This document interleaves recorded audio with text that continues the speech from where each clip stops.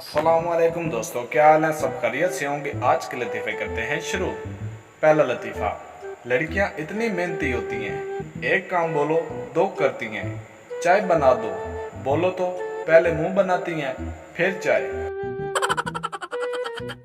पाकिस्तान के डॉक्टर्स, सांस लो, लंबा सांस लो, सांस बाहर निकालो।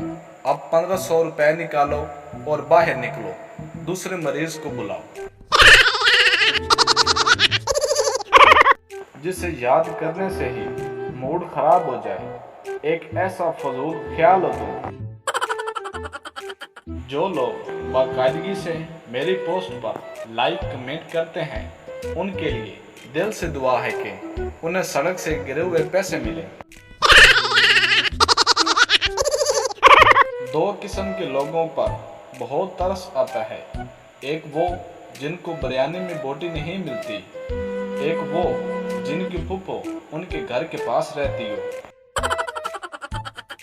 तुम्हारी थी, तुम्हारी हूँ, तुम्हारी ही रहूंगी।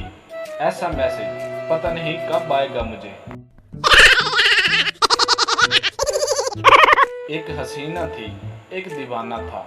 फिर क्या, हसीना की क्रीम मुक गई और दीवाना अब कोमा में है।